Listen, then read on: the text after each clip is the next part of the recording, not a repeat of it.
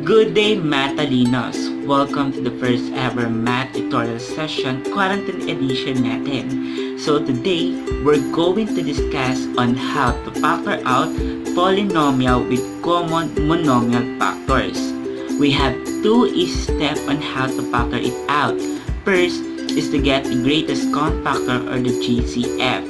Next step is we're going to divide the GCF in every term of that expression. So, are you ready? Let's try. First example, we have 15x minus 25.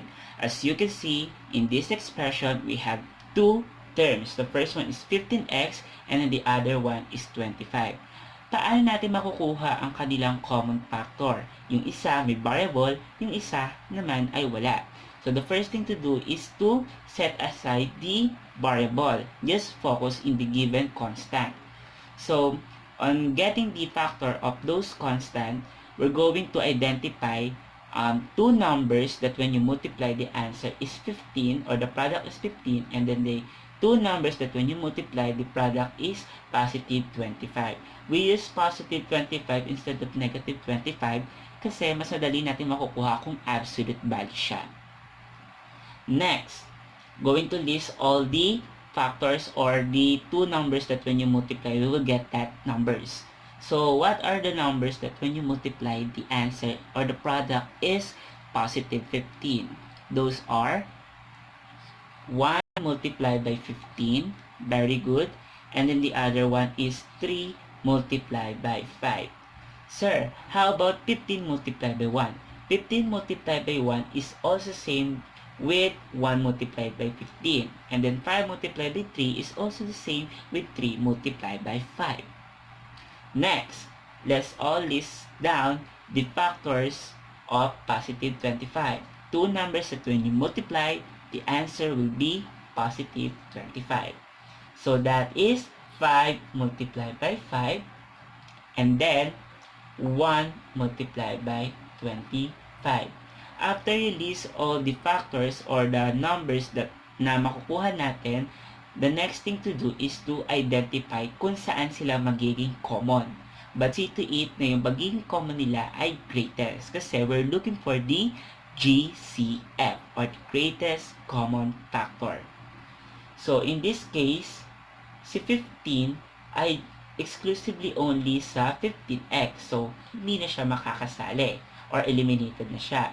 Same with positive 3. Kasi si positive 3 ay only exclusive in 15x. While in this side, we only have 25 that is exclusive only on the 25 itself. So, ang mga natira lang ng numbers na common sa kanilang dalawa ay 1 and 1 na parehas na meron sila, and then 5 and 5.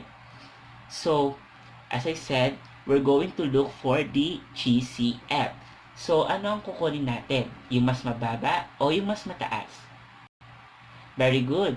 Since we're looking for the greatest common factor, we're going to get the highest number. So, eliminated na si positive 1. Though, pwede natin gamitin si positive 1, but kakailanganin natin gamitin ang pinakamalaking number, which is positive 5. So, in this expression, our factor or the common factor in this expression is positive 5. Next, we're going to put a quantity. The next step or the step 2 is we're going to divide the GCF in each term. So, i-divide natin si 5 kay 15x, i-divide natin si 5 kay negative 25.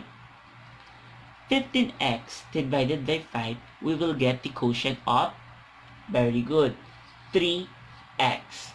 Negative 25 divided by 5, we will get the quotient of negative 5. So, our factor in this algebraic expression is 5 with a quantity of 3x minus 5 quantity. Paano natin malalaman kung tama ang ating nakuhang sagot? So, we're going to use the distributive method. So, we're going to distribute or we're going to multiply 5 in each term inside the quantity. So, 5 multiplied by 3x, the answer is 15x. 5 multiplied by negative 5, the answer is negative 25. So, as you can see, pag nakuha natin ang original expression, mean to say, tama ang ating factor. Number 2. In this case, we have a cubed minus 3a squared plus 4a.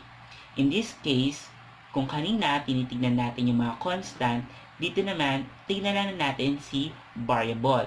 So as you can see, hindi natin makukuha ang common factor ni 3 at ni 4.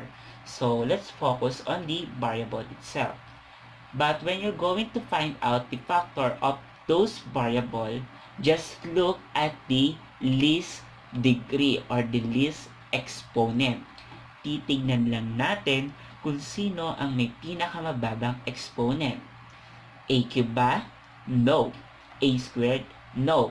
A raised to imaginary 1 or just simply A, siya ang ating pinaka-least. Therefore, ang ating common factor in this expression ay A. Very good. Yung pinaka-least ang exponent. Quantity, quantity. Step 2. We're going to divide each term to the GCF. A cubed divided by A. In dealing with exponent, when dividing out exponent, we just simply subtract it. So, A cubed divided by A, the answer is A squared. Very good. Negative 3A squared divided by A, the answer is negative 3A. And then positive 4A divided by A, the answer is positive 4.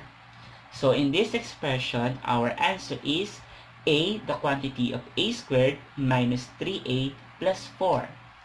When we distribute the greatest common factor to each term inside the quantity, we will get the original expression. A multiplied by A squared, A cubed. A multiplied by negative 3A, negative 3A squared. And A multiplied by 4, positive 4A. So, nakuha natin ulit ang original equation. Number 3. So, in this case, we have 3A plus 9B plus 6. As you can see, we have different variable. So, instead of focusing on different variable, let's focus on the constant. So, in this expression, we have 3, 9, and 6.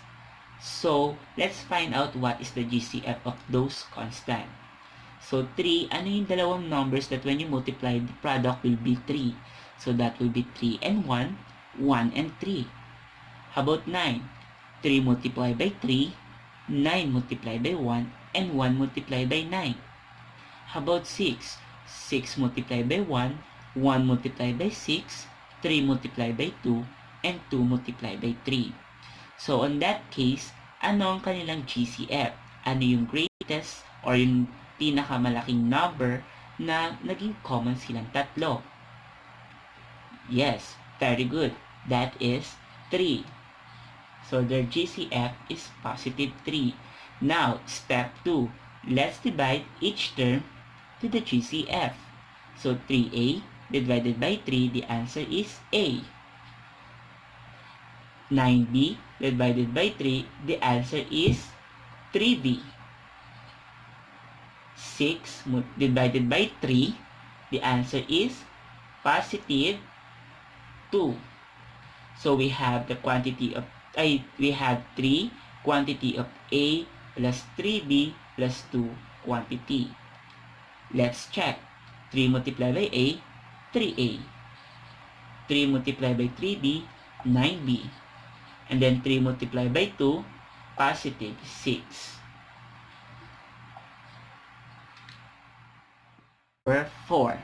In this case, we have negative 2x raised to 2 plus 20x. So, let's factor it out.